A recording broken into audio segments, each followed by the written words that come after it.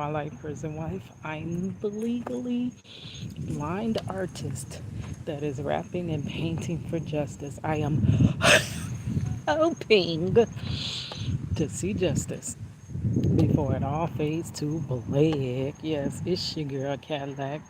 Anyways, I am call myself walking at sunset, but the sun is setting earlier now.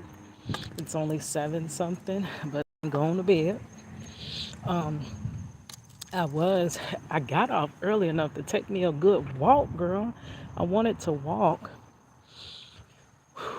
I wanted to walk, right? But then I don't know what was laid on my heart. I was thinking about the next video that I'm going to put out on TikTok. I kind of started repurposing my Valentino Dixon, the wrongful conviction of Valentino Dixon. I did several lives while painting this Gracie's Corner, several pieces for my granddaughter, girl. So we were riding out on live. We were covering his story, like reviewing his story while I was also painting or whatever. So I shared 2 parts of that. The second part is very, well, really 1.5 parts, because the second part is very long. And by TikTok only being 10 minutes, I got to break it down into sections. So it would actually be 10 sections, that part two. So I put out the last 4 parts, which I put my parts out backwards so that when someone scrolls down my page, the video is in chronological order, rather order girl that it's in order rather than being backwards. Y'all know my brain works backwards. So I started realizing, like when I was doing YouTube, that when I have part one, part two, part three, if I release it in the correct order, like 1, 2, 3, when you look at the page scrolling down, it actually comes out backwards. So you're gonna see part 3, 2, 1. Well, because TikTok actually is basically a scrolling app. You're scrolling, right? I want to work my stories in the flow of the way that someone would scroll. YouTube Shorts does the same thing, right? So that's why my YouTube Shorts, if I do have them in like part one, part two, part three, I release them backwards. If y'all didn't realize, that's how I do. Even when I record them, if I have them in my YouTube studio, I'm going to release the last part first, and then I'll release it in the descending order. No, ascending order.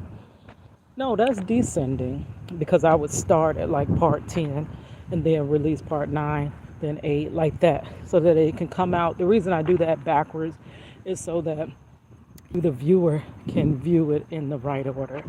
Girl, I know that sounds crazy, but y'all already know that's your girl. But that's why I do that. So with that part two of Valentino Dixon's story, wrongful conviction of Valentino Dixon, a man that spent almost 27 years in prison wrongfully for something that he did not do. I released the last 4 parts. So the next 6 parts are, I'm gonna have to basically trim down the live from my YouTube. So I got to download the live from my YouTube. I got to trim it down because it can't exceed an hour to even utilize the footage in TikTok. So I have to trim it down to where it's half of that live, so it doesn't exceed that hour, and then break it down as I upload it to TikTok. So that's going to be 6 parts. So y'all already know I ain't got no attention span. So with that story, I'm getting a little bit bored with releasing it. So I said, what should be, I just started meditating and contemplating what should be my next part, or next video that I repurpose to put over on TikTok. Okay. So y'all know at work today, I was able to take a lot of good notes. I have a little tiny notebook, a little composition book, and It is so small that I can fit it in my apron, my work apron, and I could just pull it out when my mind go to wandering. Yeah, they be trying to use your little girl at work, trying to make me always be the one on the register and keep me at the same spot. But now that they feel like they're See, I'm wanting to turn injustice into justice, right? It's not fair that they're always wanting me to do the same thing. And the same thing that they always want me to do is what causes me the most pain, ironically, right? But rather than me just getting upset about it, still constantly complaining about it, and they never take action, I said, heck, y'all gonna keep me in the same place. I'm gonna utilize this time to do what I need to do. So when my mind go to wondering, I go to planning out my next videos and stuff like that. So I took some good notes. Oh my God, I took some good notes. So they thought they were hurting your girl, but they helping me. Yes, the Lord will turn all bad into good, right? Anything that is formed against me to be bad will be turned into good for me, right? Actually prepare for my content. So I came out with some good notes. I was comparing the justice system to narcissistic personality, right? Because y'all know I just did that part one and two on a lot of another big issue that I've had in my life has been narcissistic energy, like coming from all different places. It's almost like the same spirit that is in several different bodies around me, right?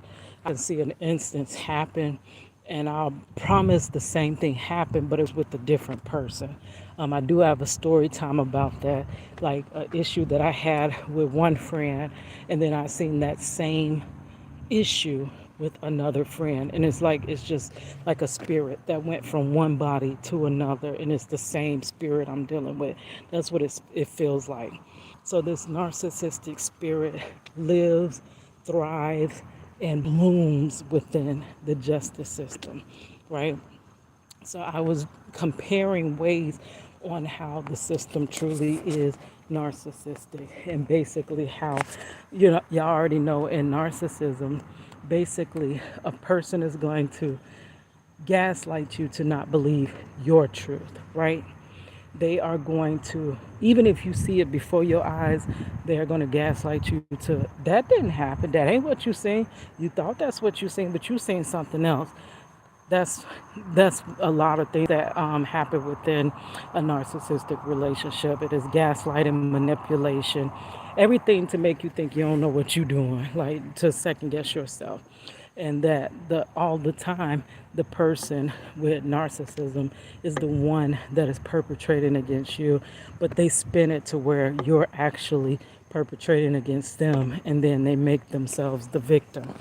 Okay, that is what I was comparing in the justice system, and how the system hides behind a mask, just as a narcissist hides behind this mask of, hey, I'm a great person, I'm so helping, loving, I do this, I do that.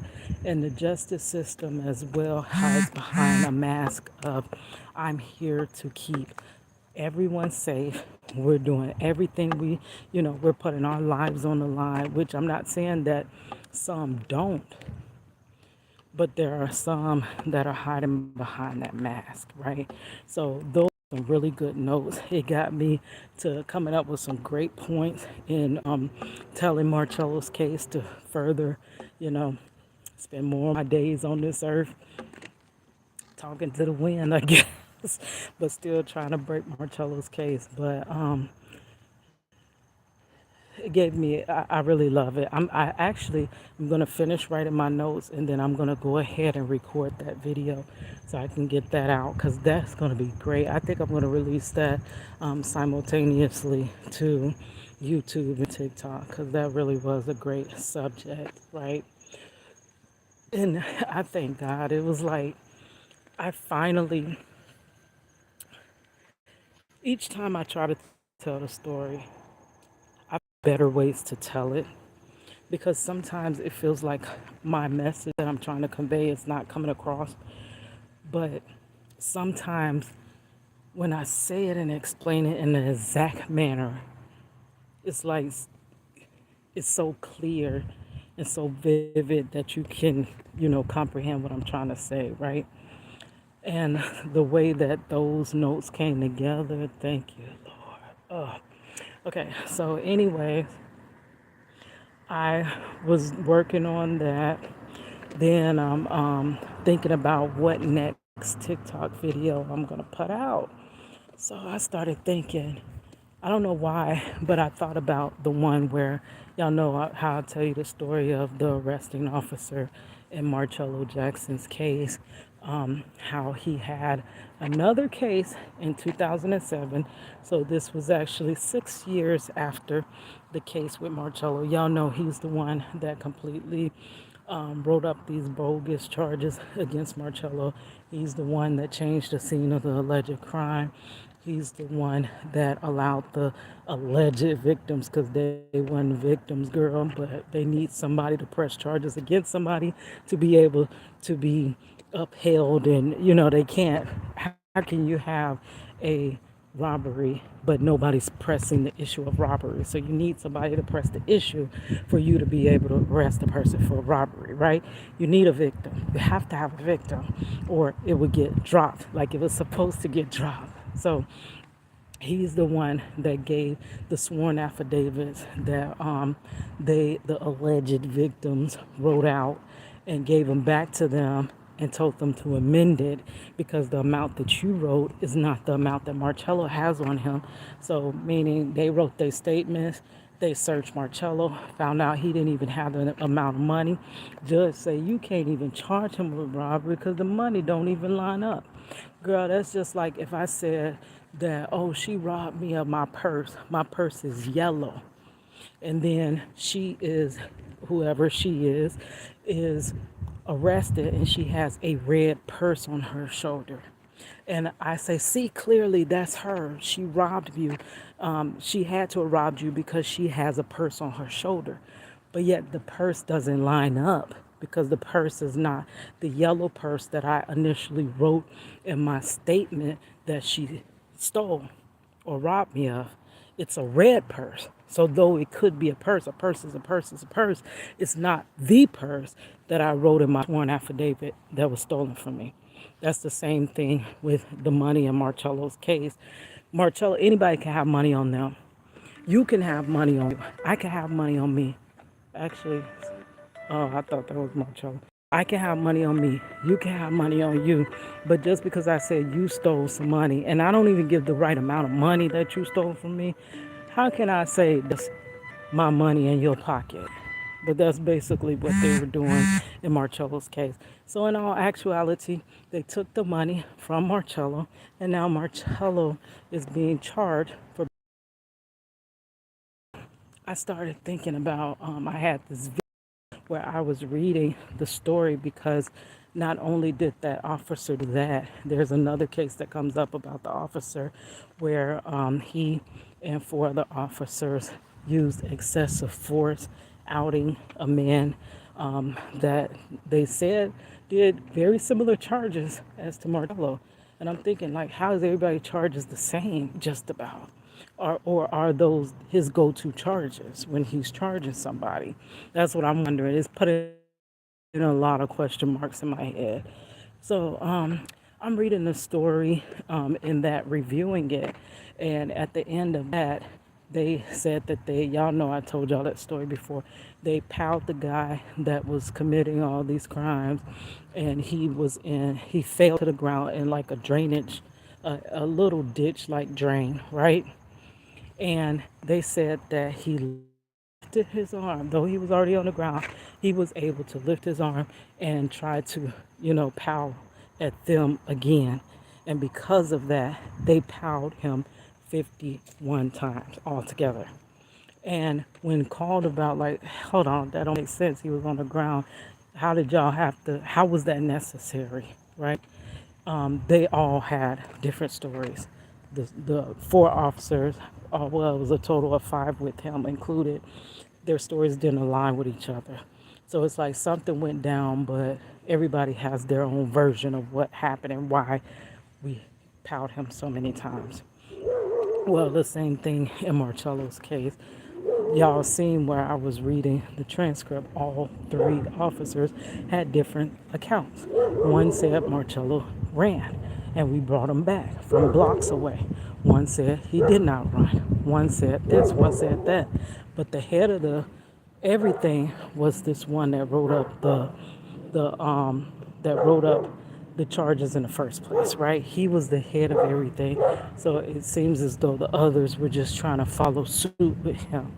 But they kind of got caught up, because it's hard to keep a lie straight because you tell one lie, you got to tell another lie. You changing scenes, that's going to leave holes in your investigation. So you got to explain away that lie. And that lie, it just does not line up. So, I was like, let me put that video out. And as I downloaded the video and I started to rewatch it, I'm like, oh my gosh, it occurred to me, honestly, guys. And I thought about that too a couple weeks ago that, oh my gosh, that could have been Marcello. Yes, Marcello, his life was still taken by giving him a 40-year sentence. But this guy's life was taken, and we don't really even know. It could be, you know, or could it be? We don't really know because all we know is that this lawyer, I mean, not lawyer, this officer is not 100% honest and ethical. So, how do we know what he's saying is right? You know what I'm saying? So, it occurred to me that what if, you know, the same thing could have happened with Marcello, like he was that close. I think what was the saving grace in Marcello's case was that when he was on Marcello's writing up Marcello's affidavit, he was fairly new. He had only been an officer for a year and a half, right? But by the time, six Marcello, I mean, not piled the man to the ground, that's 6 years and something, almost 7 years later. By now, he's built up his confidence.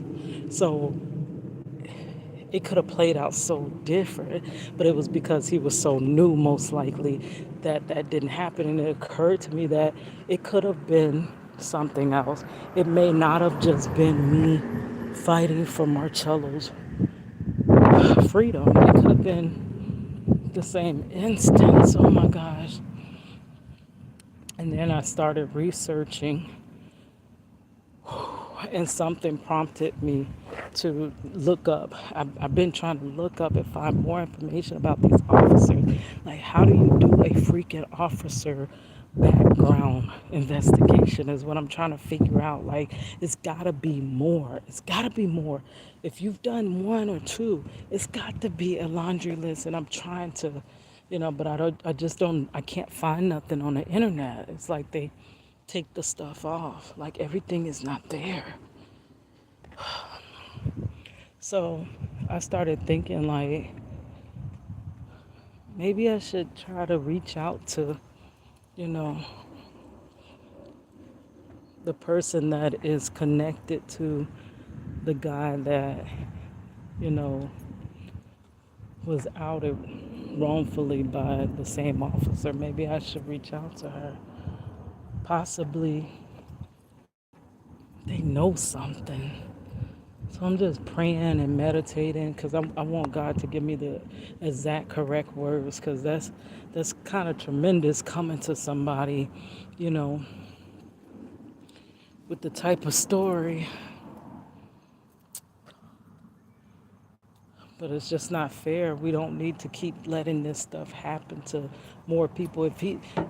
If this one officer affected our lives tremendously and affected his life and theirs tremendously, what else has he done? All right, guys. It's your girl Cadillac.